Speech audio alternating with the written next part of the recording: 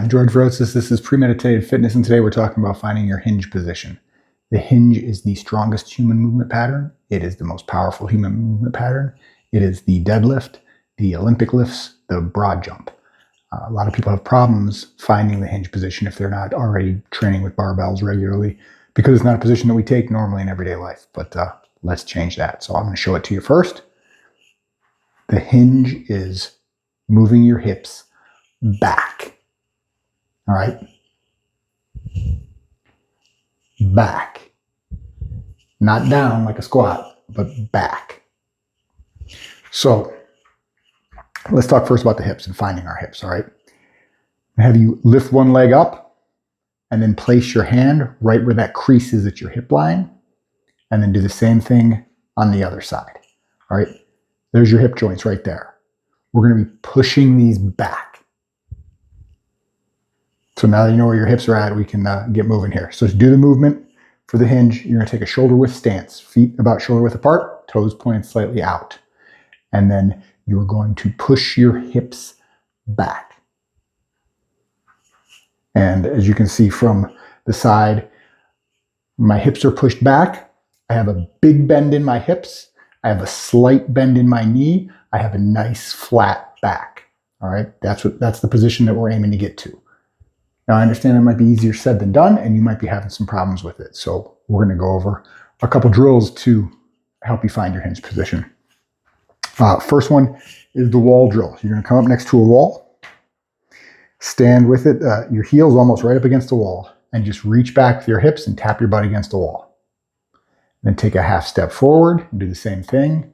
Just keep reaching back with your hips to touch your butt against the wall, almost like you've got an armful of groceries and there's a car door that you left open behind you and you're reaching back to tap it shut. And you just keep taking those half steps forward until you get to this position where now I'm reaching my hips back and I can no longer reach the wall with my butt. This is the hinge position. This is one way to find your hinge position. If it's difficult, it's understandable. Just keep trying it. Move back closer to the wall, tap it, forward, tap it, forward, tap it, forward. Can't find it. I'm in my hinge position.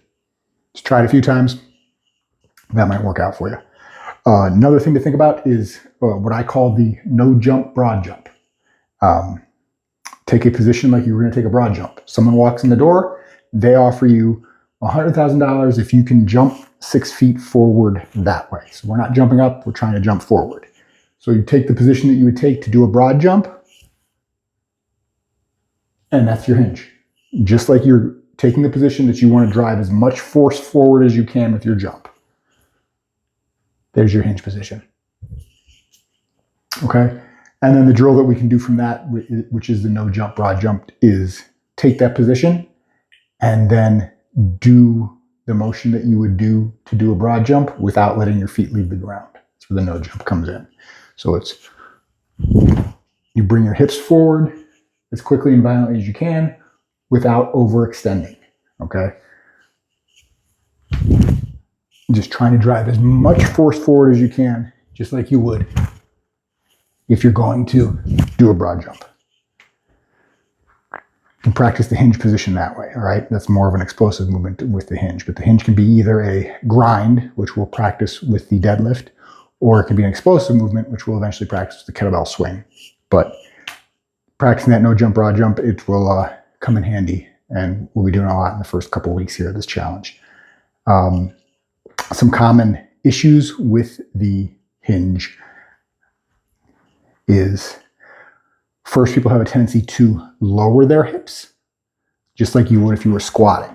And now squatting is a great movement, and we're going to be practicing that too. But squatting is hips down. You can see here I've got a big bend in my knee and a big bend in my hips. All right. With the hinge, it's not hips down, it's hips back. And that gives me a big bend in my hips, but just a small bend in my knee. Okay? So if you see yourself moving your hips down and getting a little too squatty, just reset and try to focus on finding that hip crease and physically push your hips back. You're not going to be strong enough to really move your hips, but it's just a reminder, hips back. All right, practice that. Another common mistake with the hinge and the hips specifically is the opposite. Instead of bending their knees too much, some people don't bend their knees at all and just kind of try to move their hips back with straight knees. Doing this is just bending over.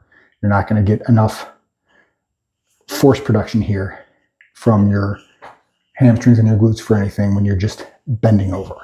So we want a slight bend to our knees to allow our hips to go back. The last issue with the hinge is rounding the back. We spend a lot of time like this over our phones, over the steering wheel, over keyboards.